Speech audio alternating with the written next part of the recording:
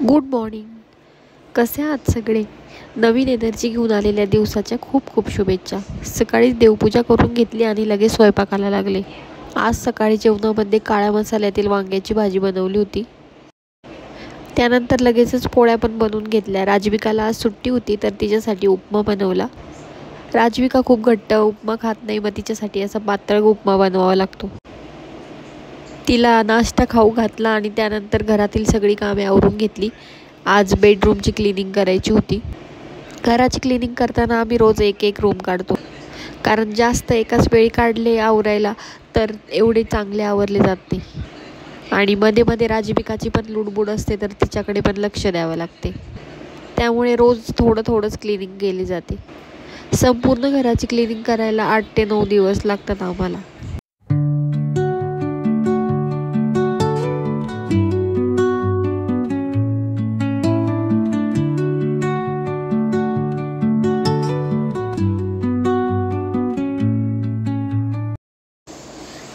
संध्याकाळच्या जेवणामध्ये मला आज मटण बिर्याणी बनवायची होती. यांनी दुपारीच मटण आणून ठेवलेले होते.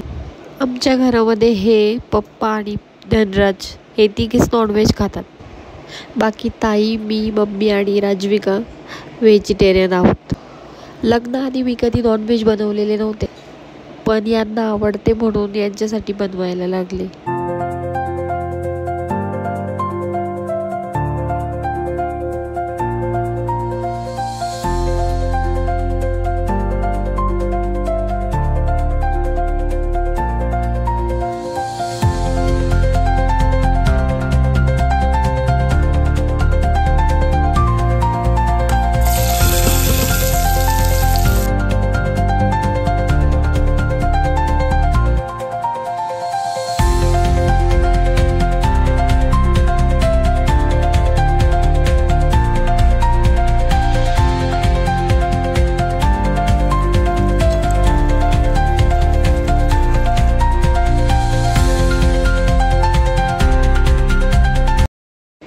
नंतर आमच्या तिघींसाठी पण वांग्याची भाजी आणि पोळ्या बनवून घेतल्या. स्वयंपाक झाल्यावर सगळ्यांनी सोबत जेवण केलं.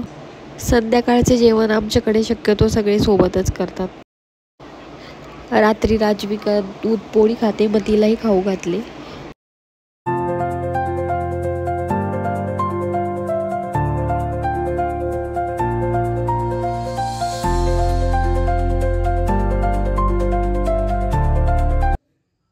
तर असा होता माझा आजचा दिवस. बाय.